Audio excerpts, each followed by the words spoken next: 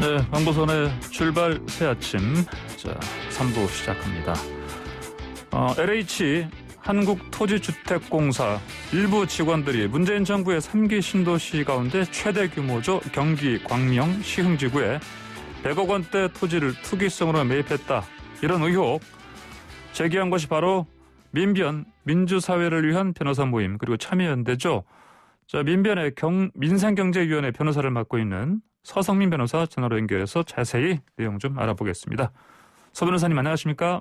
예, 안녕하세요. 서성민 변호사입니다. 예, 먼저 기자회견 하시면서 의혹 밝히신 그 내용 간략하게 좀 정리 좀 해주시죠. 예, 저희가 지난 2월 24일 신도시 발표 이후에 한 제보를 받고 해당 부지에 대한 토지 현황을 조사를 하게 됐는데요. 조사 결과 LH 임직원들이 신도시 발표 전부터 토지를 매입한 정황을 포착했습니다. 그럼 이 조사 방식은 어떻게 하셨습니까? 일일이 다 훑어보신 겁니까? 일단 2018년도부터 20년도까지 거래된 해당 부지 기부를 발급받았고요. 발급받은 것 중에서 LH 홈페이지상 직원 조회를 통해서 명단 일치 여부를 조사했습니다. 그렇군요. 자, 그러면 이번에 그 투기 의혹 받는 그 직원들, 그 보상 업무 담당자들이 대부분이라고 하는데, 그러면 이분들이 이제 미공개 정보를 이용했다, 이런 가능성이 높다 봐야 되겠습니까?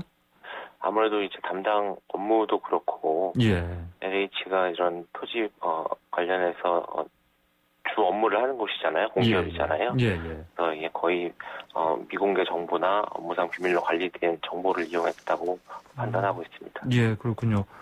지금 언론 보도를 통해서 사진 동영상 보니까 이들이 사들인 농지, 그 신도시 지정 후에 또 대대적으로 나무 심기 했다.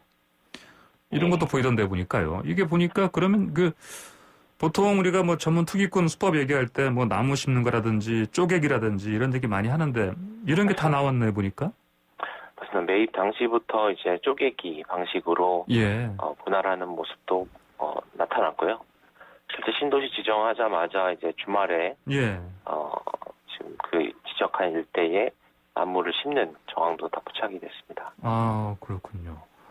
자, 그러면은 지금 신도시 개발 부지가 좀 여러 곳 아니겠습니까? 그러면 지금 문재인 대통령이 전수조사하라 이렇게 지시를 했기 때문에 그러면 더 LH 직원들이 매입한 땅 늘어날 가능성 어떻게 보십니까?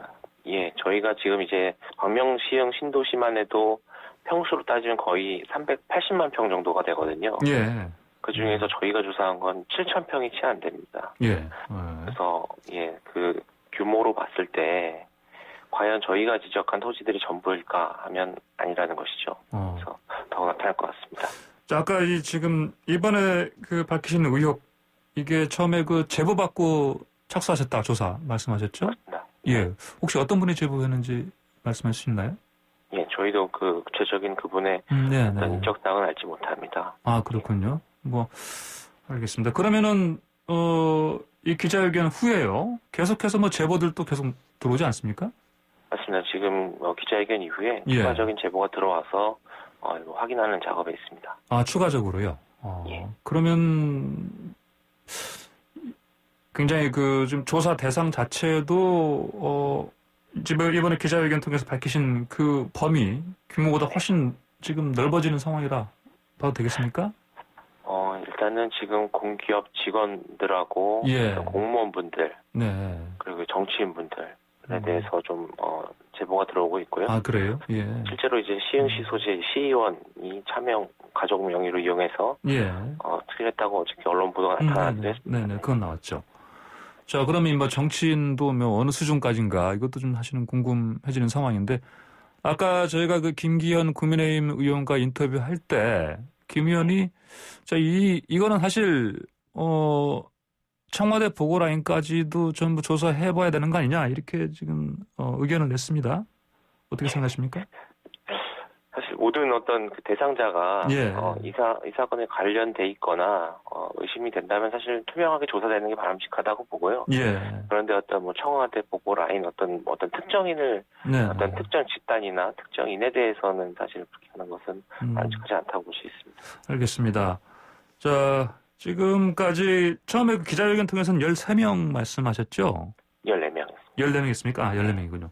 그럼 14명 가운데 12명은 현직이고 2명은 이제 그 퇴직하신 분인 것 같은데. 예, 맞죠? 저희가 이제 추정해서 말씀드린 거 외에 언론 보도나 이런 추가적인 어떤 파악을 통해서 한두 명 정도는 이제 변동이 있었던 것 같습니다. 그래서 지금 파악한 인원수는 아마 13명이 현직이고 퇴직 뭐 이렇게 해서 또 나오는 것 같습니다. 그 14명이 그 특정 부서에 연결돼 있다. 이런 표현이 나오는데요. 맞습니까? 예. 저희가 파악한 건 이제 같은 지역본부 소속이다까지 이제 파악을 한 것인데. 아마 추가적인 조사에서 어떤 같은 부서에 있는 분들도 더 특정이 된 것 같습니다. 그렇군요.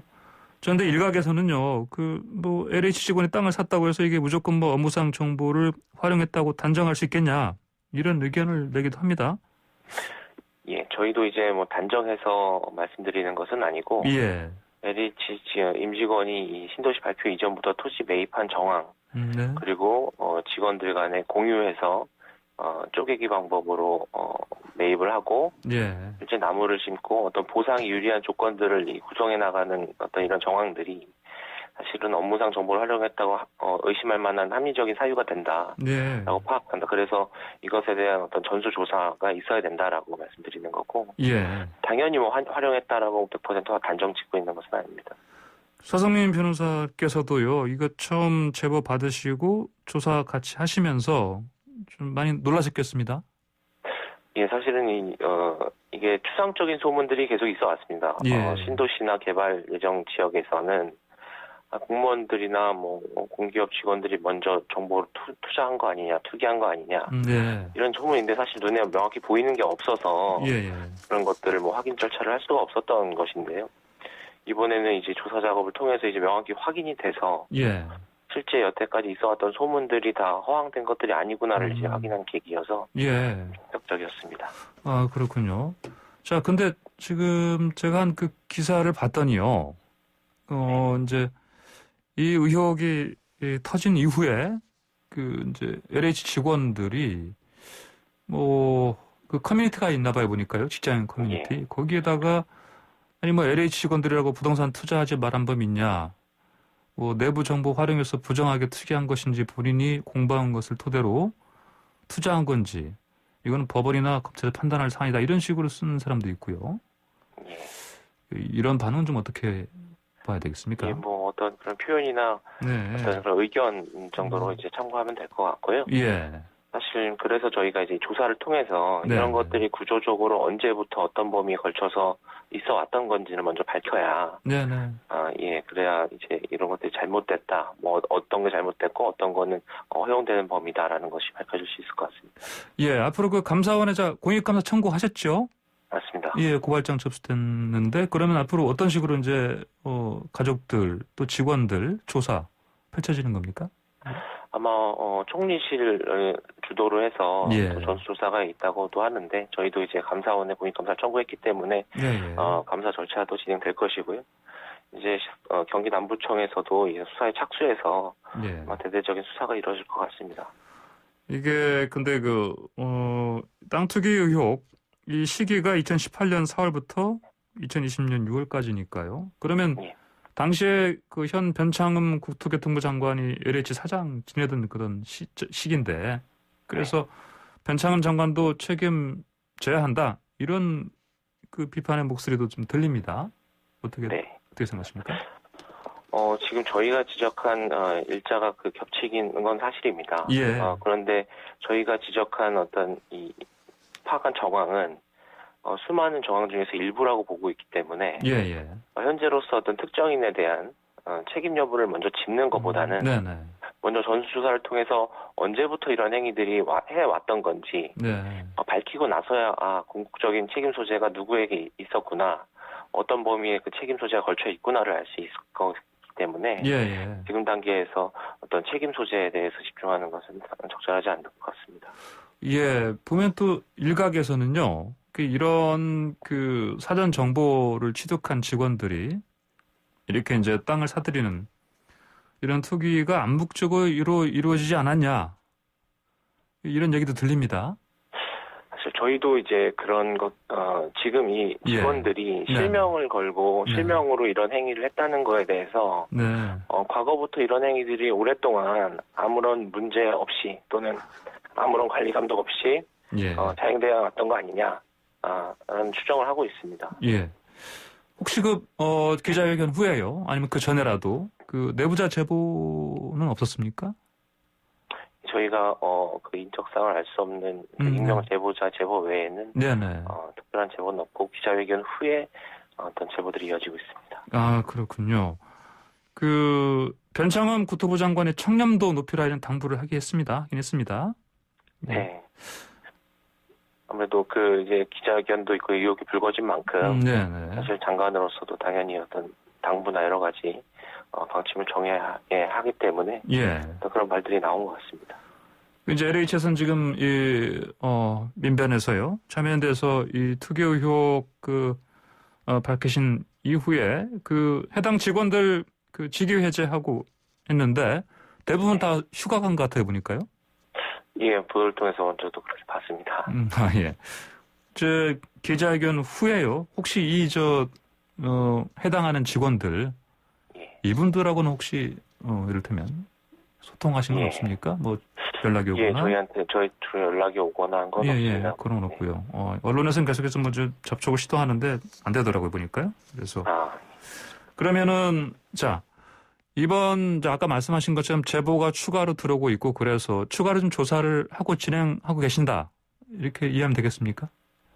예, 저희가 지금 일단은 그 제보가 어느 정도 타당한지를 먼저 좀 확인을 해야 될 것 같고요. 그 사실은 예컨대 누구 실명을 거론하면서 제보를 주시기도 하는데 그분이 동명이인인지 아닌지 어떤 그 직위에 있는지 아닌지를 파악하는 게 좀 시간이 필요해서요. 그러면은 문재인 대통령이 전수조사 지시했는데 이 조사 방식, 주체 여기에 대해서는 이게 옳다고 보십니까? 예, 사실은 지금 다각도로 대통령 어제 청와대 발표에서 총리실 주도로 전수조사가 이루어지는 것도 있고 사실 감사원으로 하지 않았냐 이런 의견도 있는데 사실 저희가 어쨌든 감사원에 고인감사를 청구한 상황이어서 다각도의 전수조사가 있을 거라고 보여집니다. 예, 알겠습니다. 네, 변호사님 오늘 말씀 여기까지 듣겠습니다. 감사합니다. 고맙습니다. 예, 지금까지 서성민 민변 민생경제위원회 변호사였습니다. 자, 이번에는 경제 이야기로 넘어가 보겠습니다. 서울에 사는 인구가 30여 년 만에 1,000만 명 밑으로 떨어졌다. 자, 이 기사가 나왔는데 이게 이제 보니까 그 내국인요, 그리고 외국인 모두 인구가 줄어들었다.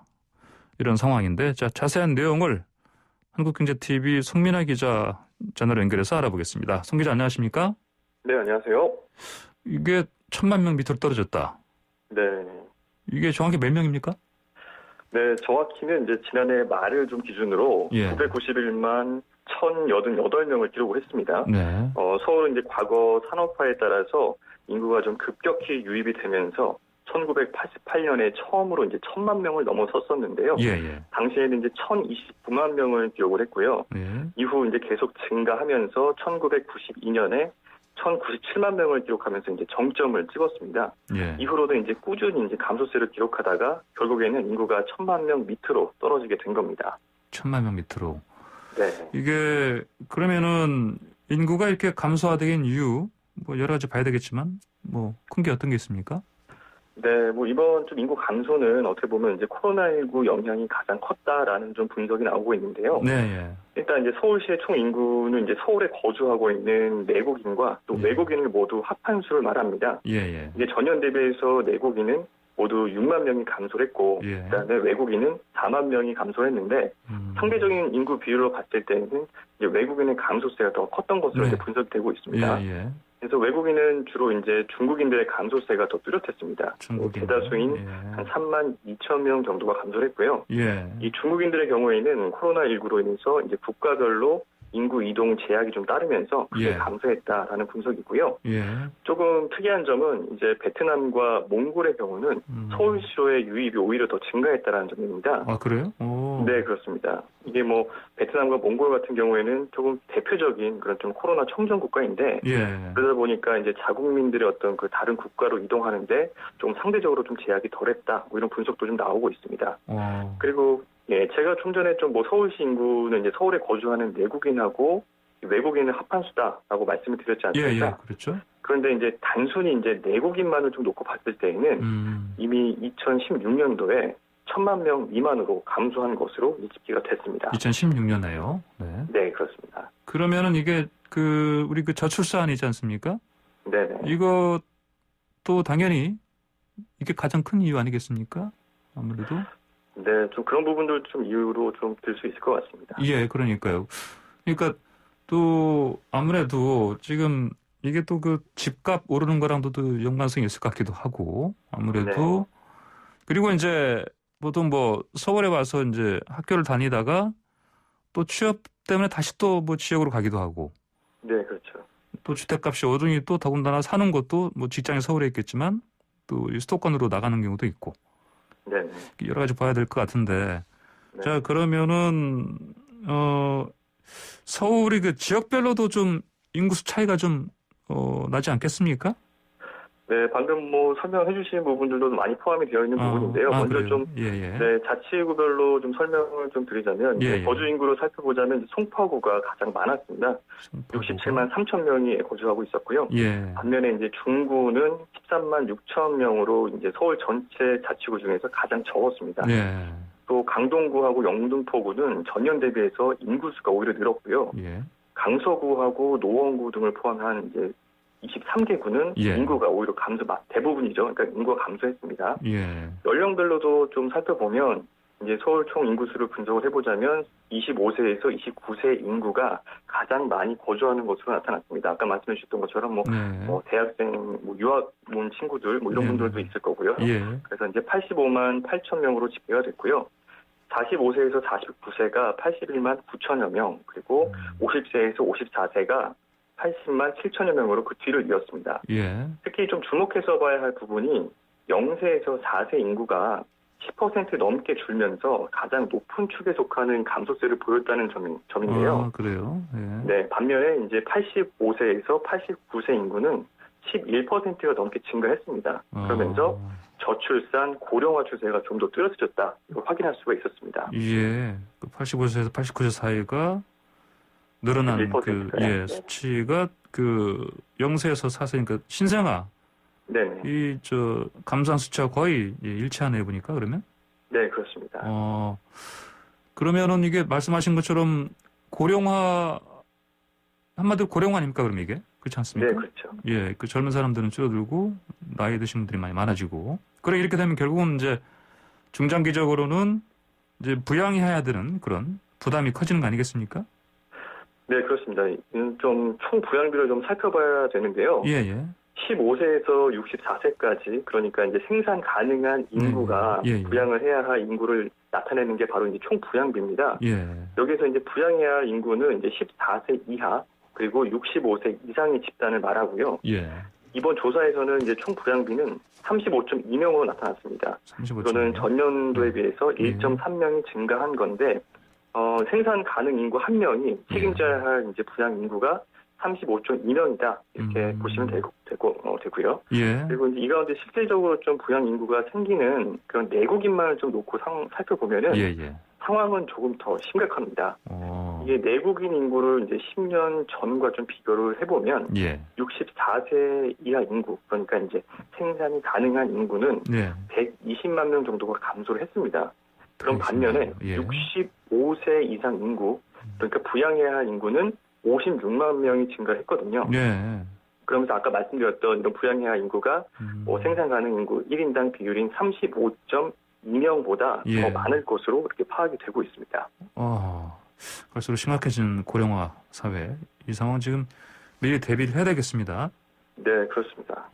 자, 그렇군요. 다음 소식 넘어가 보겠습니다. 자, 이렇게 인구 줄어드는데 그러면 그냥 단순하게 생각하면요. 뭐 여기 사는 사람 적으니까 뭐 아파트 집 필요 없으니까 당연히 집값은 떨어지는 게 맞지 않겠습니까?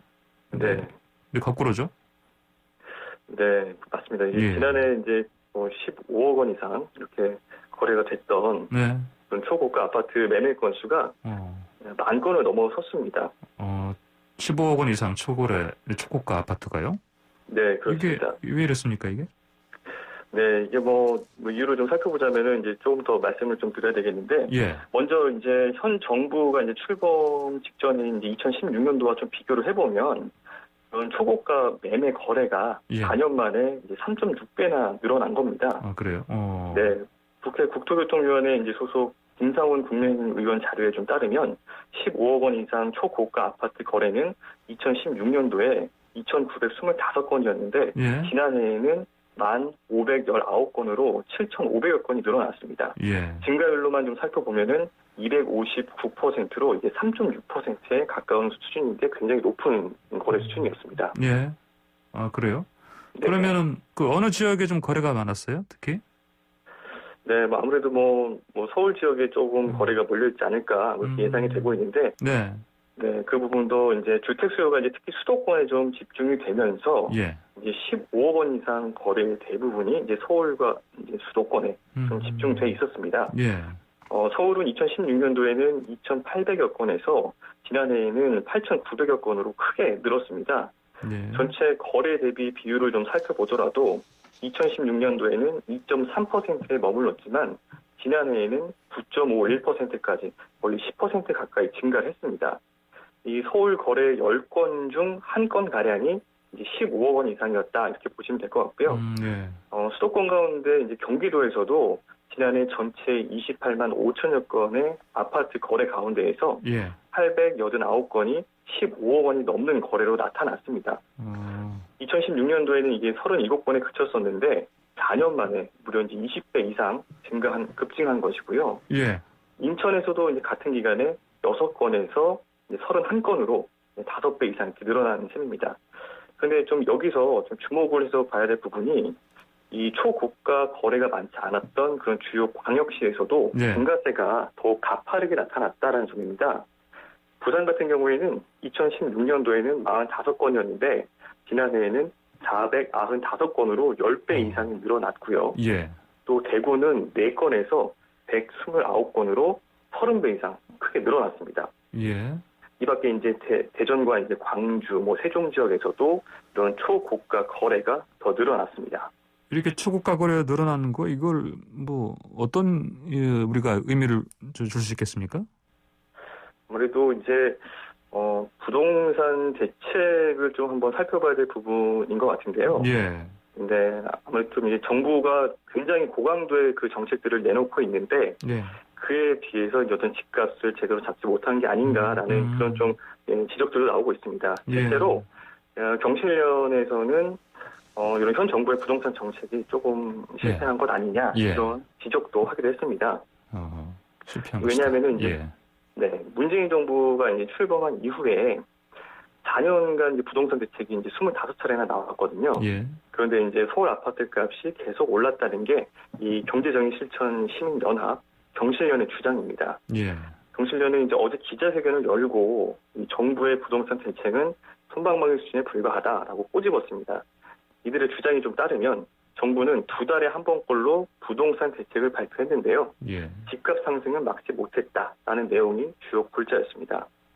경실련은 이제 2017년도 5월부터 올해 1월까지 서울에 있는 25개 자치구마다 3개 단지를 선정을 해서 11만 7천 세대 아파트를 대상으로 이 시세 변화를 좀 분석했다라고 밝혔습니다. 한국부동산원 주택가격 동향 조사와 또 KB국민은행 시세 정보 등을 좀 참고했다고도 밝혔는데요.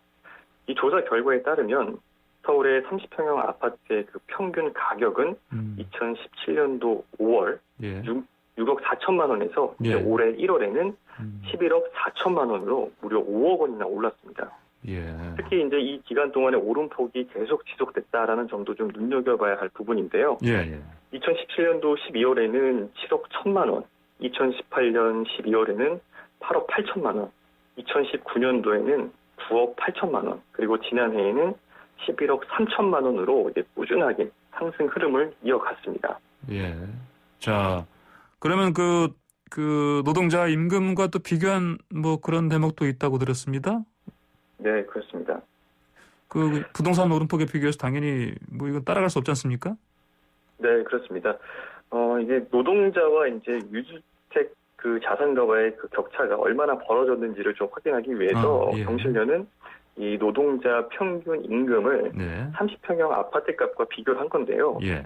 무려 이제 100배라는 굉장히 눈에 띄는 그런 비교값을 좀 끌어낸 겁니다. 100배요. 예. 네, 그렇습니다. 뭐 경실련 자료에 따르면은 이제 2018년부터 2년 동안 노동자의 평균 임금이 264만 원이 올랐다고 합니다. 예. 이를 연평균으로 좀 계산을 해보면 132만 원이거든요. 예. 근데 이제 30평형 아파트 값이 아까 5억 원 오른 거를 이제 연평균으로 좀 계산해보면은 예. 1억 3천만 원씩 오른 셈입니다. 예. 그래서 이것과 비교를 해보면 약 100배가 차이 100배다. 난다. 네, 그렇습니다. 그런 셈입니다. 예. 이제 가구당 저축액을 이제 연간 1,000만 원으로 좀 가정했던 그런 비교 분석도 있었는데요.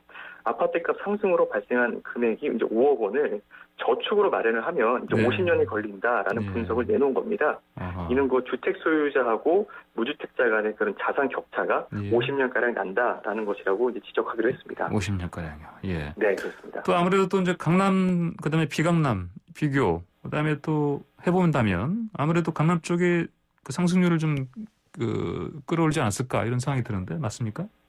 네, 저도 뭐 그럴 거라고 좀 예상을 했었는데 예. 상승률만 놓고 보면은 네. 비강남 지역의 아파트값 상승률이 더 높았습니다. 아 그래요? 네, 정부가 고강도 집값 대책을 내놓기 시작했던 이제 지난 4년 동안 비강남 아파트값 상승률은 80%를 보였는데요. 예. 이 기간 동안 이제 강남 아파트값 상승률은 73%였습니다. 예. 그러니까 비강남 지역이 7%가 더 높았던 겁니다. 강남보다 이제 비강남 상승률이 더 높았던 이유로는 강남 아파트의 그 비슷한 가격 때문이다라는 분석도 있었습니다. 예.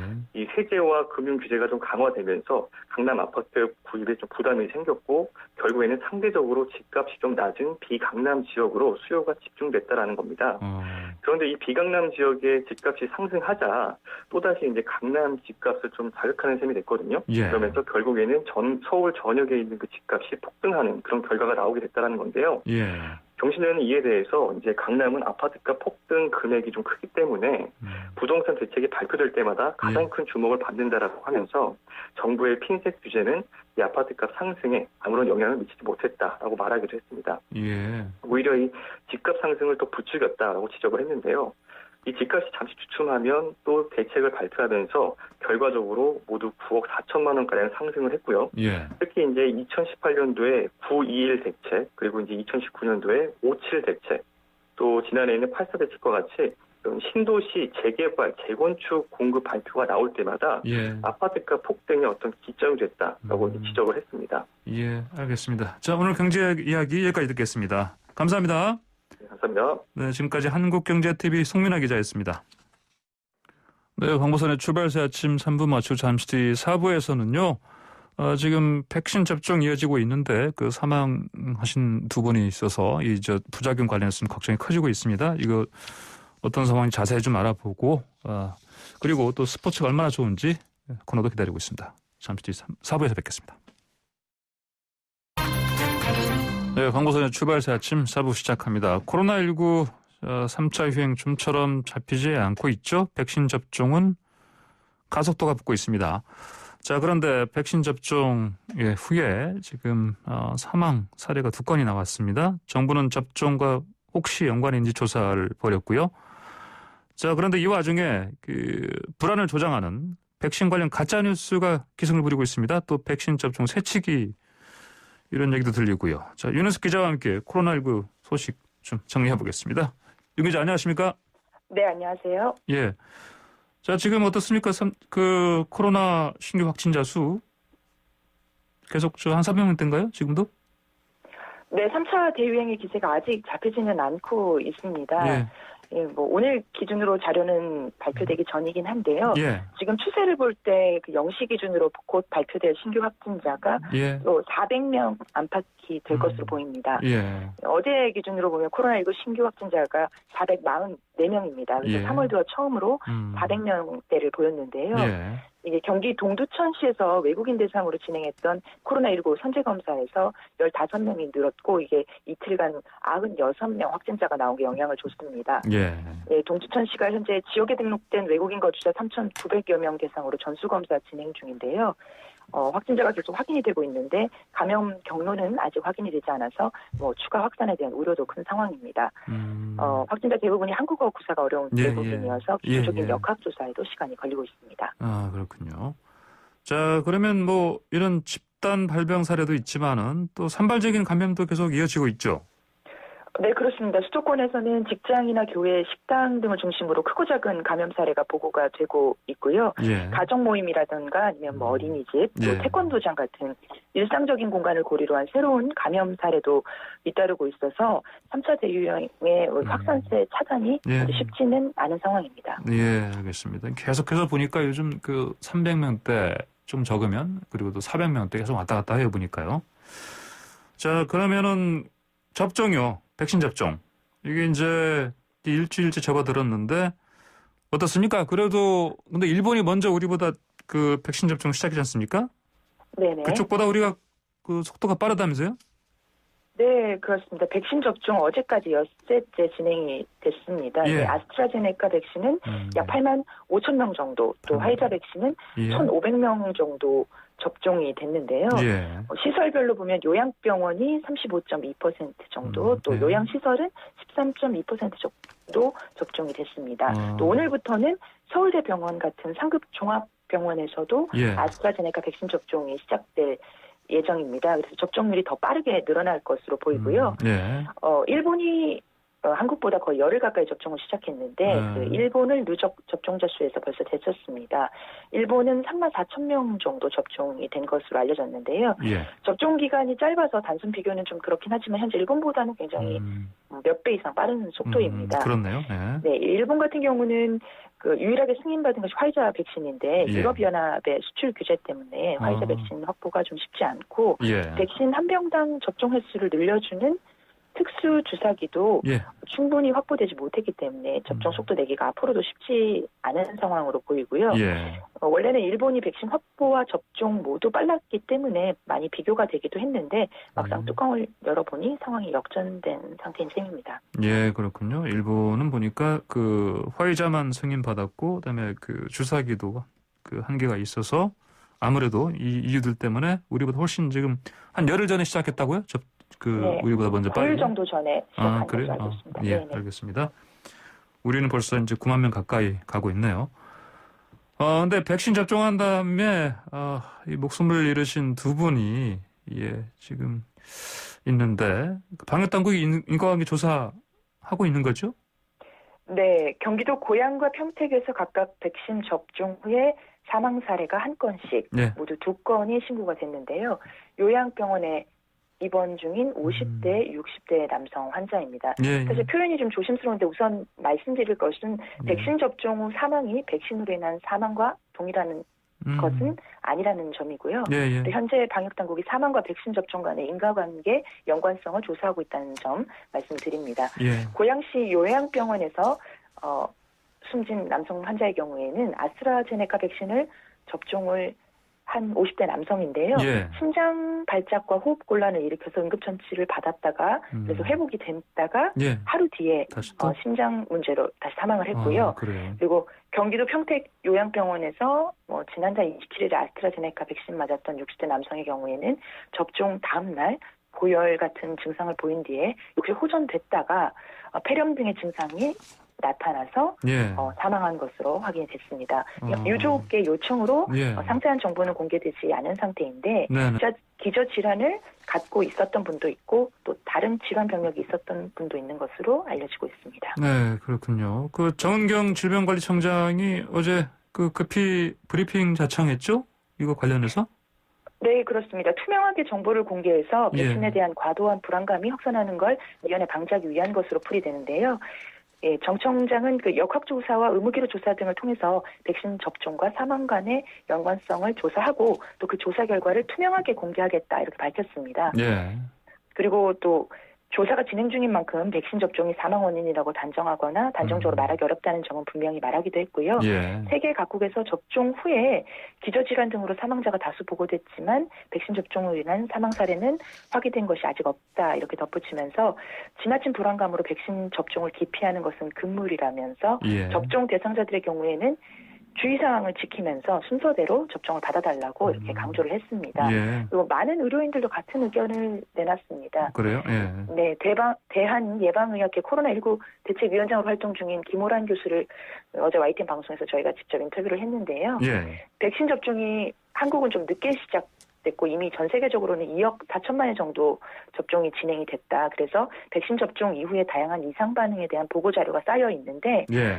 그중에서도 백신 관련 사망건이 확인된 것은 아직 없다고 이렇게 설명을 했습니다. 그리고 특히 한국과 비슷하게 화이자와 아스트라제네카 백신을 주로 예방접종했던 영국의 사례를 참고할 만한데 예. 영국 같은 경우도 10만 명당 2명 내지 3명 정도 접종 후 사망 사례가 있었지만 백신 때문에 사망했다. 백신 접종과 연관성이 밝혀진 경우는 없다는 게 예. 기 교수의 설명입니다. 예. 기억하시겠지만 지난해 가을에 그 독감 백신 예방접종 때도 비슷한 논란이 있었는데요. 예. 당시에 그 일부 백신이 상온에 노출되는 사고가 나고 백색 입자 등이 생기는 그런 일들이 보도가 되면서 백신에 대한 불안감이 급증했고 또 백신 맞고 나서 사망 신고가 110건 정도 접수됐는데 예. 그래서 언론에서 사망 사례를 지속적으로 보도를 했죠. 그런데 당국의 역학조사 결과는 모두 백신과 연관성이 없는 걸로 결론이 났습니다. 예, 그렇군요. 자, 말씀하신 것처럼 지난번 독감 백신 접종 때도 그랬지만 근데 이제 이게 아무래도 백신 접종 후에 아까 말씀하신 것처럼 백신 접종으로 인한 게 아니고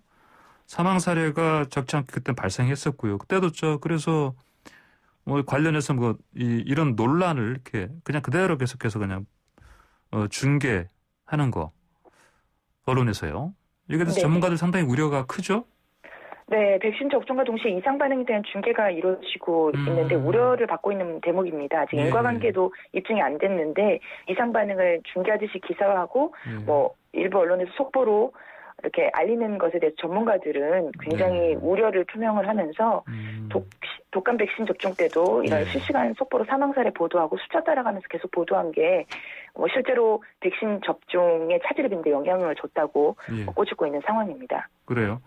그 의료계 전문가들이 이거 가만두면 안 되겠다 싶어서 뭐 실제 행동하고 나섰다 이런 얘기 들리던데? 네, 방송에 나와서 뭐 인터뷰를 적극적으로 하고도 있고 SNS상에서도 잘못된 백신에 대한 정보나 불안감이 확산하는 걸 막기 위해 많은 글들을 올리면서 노력을 하고 있습니다. 뭐 정재훈 가천의대 교수나 이재갑 교수 같은 경우에 그러니까 대표적인 예인데요. 뭐 정 교수 같은 경우에는 그 코로나19 백신 우선 접종이 이루어지는 요양병원이나 요양원 같은 경우는 대부분의 입원자들이 기저질환이 있거나 삶의 마지막을 보내는 곳이기 때문에 뭐 이런 곳에서 일어나는 접종 후 사망은 백신으로 인한 부작용이 아닌 가능성이 높다. 그래서 언론이 신중하게 접근해야 한다고 지적을 하기도 했고요. 이재갑 교수 같은 경우도 인과관계가 분명치 않은 백신 이상 반응에 대한 보도에 선정적인 제목을 다는 언론의 행태를 좀 강하게 꼬집기도 했습니다. 전반적으로 종합을 해보면 이상 반응 현상 보도가 필요는 하지만 숫자를 계속 보도하게 되면 실제로 현재 이 백신 접종으로 인한 효과는 가려지고 이상 반응만 크게 두드러지게 되면 맞을까 말까 이게 고민하는 분들도 계신데 이런 분들한테 큰 영향을 줄 수 있고 이렇게 불안감이 퍼져서 백신 접종률이 떨어지면 접종 일정에 차질이 빚어지고 또 11월까지 집단 면역을 이루는 것이 목표인데 이런 목표를 이루지 못해서 일상으로 돌아가는 게 어려워진다. 그래서 전문가들이 이런 우려를 적극적으로 표명을 하고 있습니다. 그렇군요. 자, 이것도 있고 또 그 가짜 뉴스이지 않습니까? 뭐 백신 맞으면 어떻게 된다더라. 이런 뉴스도 지금 기승을 부리고 있다. 얘기 들었습니다. 뭐 유튜브 영상이라던가 아니면 채팅창에서도 뭐 이런 메시지들 뭐 한 번쯤은 받아 보셨을 것 같아요. 가짜 뉴스 내용 뭐 백신이 치매를 유발한다. 뭐 백신을 통해 DNA를 조작하거나 뇌를 조정한다. 뭐 백신 맞으면 사지마비 온다. 뭐 심지어 백신 맞은 사람 좀비처럼 변한다. 이런 이야기들 온라인이나 메신저 통해 떠도는 소문들이 많은데요. 모두 과학적인 근거가 없는 가짜 뉴스입니다. 근데 황당한데 믿는 분들도 있어서 또 같은 자신들이 속한 커뮤니티 안에서 계속 퍼나르고 있는 상황인데요. 그래요? 네, 또 문제는 좀 요즘 또 정교한 형태로 마치 실제 언론 기사나 방송 뉴스처럼 꾸며진 허위 조작 정보, 가짜 뉴스가 많아서 이런 폐해가 크게 우려되고 있는 상황입니다. 뭐 예방 접종 거부하면 긴급 체포된다는 내용 이런 것도 많이 퍼졌었는데요. 이게 언론사 사칭한 조작된 정보로 확인이 됐고 아스트라제네카 백신이 65세 이상 효능이 8% 불과하다는 내용도 많이 퍼졌는데 이게 외국 오보를 그대로 인용한 사례라. 라고 이렇게 정부가 직접 설명을 하기도 했습니다. 8%요? 영자가 빠진 거 잘못 읽은 것 같은데 보니까. 그렇죠? 예. 대통령과 국무총리가 이게 아예 직접 가짜뉴스에 대한 위험을 지적하고 우려를 표명을 하기도 했고요. 가짜뉴스로 인한 피해가 심각하기 때문에 아예 국민 제보 시스템이라는 걸 새로 만들기도 했습니다. 예. 방송통신위원회 홈페이지에 뭐 게시판을 만들어서 누구나 익명으로 제보할 수 있게 했고요. 또 질병관리청 같은 전문기관이 이런 익명으로 제보된 내용이 올라오면 사실관계를 확인한 뒤에 가짜뉴스를 판명하고 또 이렇게 떠도는 커뮤니티나 뭐 유튜브 등에도 삭제 요청을 하는 걸로 진행을 하기도 했고 각시도 경찰청에서도 전담 요원을 배치해서 온라인상에 떠도는 가짜뉴스를 집중 단속하고 있습니다. 예, 그렇군요. 뭐 이게 사실 뭐 이런 가짜 뉴스는 아닌데 한때 뭐 그냥 뭐 이게 사실 백신 코로나 상황에서 심각한 상황에서 이런 유머까지 나오는 거 좀 그렇긴 하지만 뭐 그런 얘기도 있었죠. 이 백신이란 게 원래 영어인데 이걸 뭐 하얀 신발 그런 얘기도 있긴 했었는데 이 정도야 뭐 웃어넘길 수 있는 건데 그렇죠. 이런 가짜 뉴스를 정교하게 만들어서 퍼나르는 이런 상황이 가만 놔두면 안 되겠죠. 이거는. 네. 자 그리고 자, 오늘 더 좀 들어봐야겠는데, 알아봐야겠는데 시간이 좀 다 돼가지고요. 오늘 여기서 마무리하겠습니다. 말씀 잘 들었습니다. 감사합니다. 네, 감사합니다. 네, 지금까지 더더뉴스 YTN 윤현숙 기자였습니다. 네, 스포츠가 얼마나 좋은지 YTN 스포츠부 조은지 기자 만나봅니다. 조 기자 안녕하십니까? 안녕하세요. 축구 경기에서 월드컵 못지않게 제일 재밌고 짜릿한 경기 뭐니 해도 한일전이죠. 네. 양국 축구협회가 A매치 추진하고 있습니다. 3월 25일 일본에서 한일전 친선 경기 열기로 양측이 긍정적으로 교감을 했고 일본에서 공문도 정식으로 접수가 됐어요. 만약에 성사가 된다면 2011년 8월 일본 삿포로에서 열린 대결 그땐 우리가 0대3으로 졌는데요. 그때 이후 순수 친선 경기로는 10년 만에 한일전이 열리게 됩니다. 사실 3월 마지막 주는 내년 카타르 월드컵 아시아 2차 예선 열리는 기간이었는데 이게 코로나19 때문에 또 미뤄졌거든요. 그래서 애초에 A매치 소집 기간이니까 놀지 말고 우리 알차게 한번 해보자 이런 취지로 추진이 되고 있습니다. 그렇군요. 자, 3월 25일이라고 하셨죠? 3월 25일? 3월 25일이면 이제 딱 3주 남았네 보니까? 네. 그렇게 되면 이거 코로나 때문에 자가격리도 해야 되고 그런데. 네. 우리 선수들 일본에 입국해서 일정 기간 격리를 해야 되고요. 한국에 돌아와도 역시 2주 자가격리가 필수입니다. 일단 일본은 7월 올림픽 강행 의지 보이면서 코로나 버블 이런 단어를 참 많이 썼습니다. 비눗방울, 비누막, 버블처럼 코로나19 바이러스가 없는 버블 안에서 선수단 관리하면서 경기 치르겠다. 그 예행 연습으로 이제 한일전을 삼으려고 하는 것 같아요. 우리 이렇게 안전하게 잘할 수 있다 알리고 싶은 것 같은데 한일전이 그래서 성사가 된다면 우리의 편의를 대폭 봐줄 가능성이 커 보입니다. 우리도 역시 국가대표 선수들 경기 마치고 오면 격리 기간 2주에서 1주로 절반 줄여주고요. 또 동일 집단 코호트 격리라고 해서 파주 대표팀 트레이닝센터 NFC 같은 데 함께 머물면서 최소한의 훈련도 하고 또 컨디션 지킬 수 있는 배려를 해줄 가능성이 커 보입니다. 사실 3일절 날 문재인 대통령이 과거에 발목 잡혀 있을 수 없다면서 한일 관계 미래지향적 발전에 방점을 찍었잖아요. 콕 찍어가지고 도쿄올림픽도 얘기했습니다. 올림픽은 한일 간, 남북 간, 북일 간, 북미 간 대화의 기회다. 성공 개최를 위해 협력할 거다. 이런 맥락에서 한일전 분위기가 고조되고 있는 거는 맞습니다. 그 한일전 할 때마다 무조건 이겨야 된다. 이런 투지를 불사르는데. 근데 또 그 투지 못지않게 또 실력이 중요한 게 아니겠습니까? 전력. 그렇죠. 어떻게 될 것 같습니까? 전력이 최상일지가 미지수예요. 그래요? 원래 그 국제축구연맹 피파에서 A매치 기간에는 의무 차출 규정이 있습니다. 이제 대표팀에서 오라 하면 무조건 가야 돼요. 근데 코로나19가 확산하면서 그 나라 도착하고 5일 이상 자가격리를 해야 되면 대표팀 소집에 응하지 않아도 된다. 이런 특별 규정을 지금 운용을 하고 있습니다. 우리는 지금 최소한 일주일이잖아요. 그래서 해외파들은 거부할, 안 올 가능성이 그래요? 있고요. 그렇다고 이제 뭐 국내파 K리거들 역시 구단은 난색입니다. 왜냐하면 1부 리그 이제 막 지난 27일에 개막을 했잖아요. 지난달에. 근데 이제 1부 리그 기준으로 7, 8라운드 2경기는 최소 빠져야 되는데 태극마크 다는 선수들 팀에서도 에이스고 주축인데 뭐 어느 팀은 많이 빠지고 누구는 상대적으로 타격이 덜하고 뭐 이런 형평성 문제도 있을 것 같고요. 또 작년에 벤투호가 유럽 원정 갔다가 뭐 황희찬, 권창훈, 조현우 이런 선수들 줄줄이 코로나19 감염됐었잖아요. 그렇죠. 그래서 참 배웠던 경험도 있어서 분위기가 좋지는 않은데 이제 대한축구협회는 한일전이 진짜 된다 싶으면 구단을 최대한 설득하겠다는 입장입니다. 최대한 설득하겠다. 네. 이 정도까지만. 알겠습니다. 그러면 이 한일전 축구도요. 그 올림픽 예행 연습으로 뭐 삼을 거라 했는데 그럼 올림픽 이거 어떻게 되는 겁니까? 시간이 지날수록 열릴 것 같다. 이런 분위기예요. 물론 꽉 찬 관중석은 아닌데 개최 가능성 점점 커지고 있고요. 어제는 국제올림픽위원회 IOC와 일본 정부, 뭐 도쿄올림픽 조직위원회 등등 관계된 5자 화상회의가 열렸는데 주제가 관중입니다. 뭐 열리고 안 열리고는 뭐 아니고요. 일단 관중이라고 하면 열리는 걸 상정을 하는 거겠죠. 적더라도 관중 받고 싶은데 이제 해외 관중 받을 거냐 이거를 이달 안에 결론 짓기로 했고요. 사실 성화봉송이 25일에 시작인데 이게 분수령이 될 것 같습니다. 그다음에 이제 관중 몇 %까지 받을 거냐 이 상한선 정하는 거는 일본의 프로스포츠 상황 또 확진자 추세 이런 거 보면서 4월 중에 방침을 정하기로 했습니다. 지켜보면 될 것 같습니다. 네, 오늘 여기까지 듣겠습니다. 자, 방금 7681님께서 청취자께서 파워먼 좋은지라고 보내주셨는데.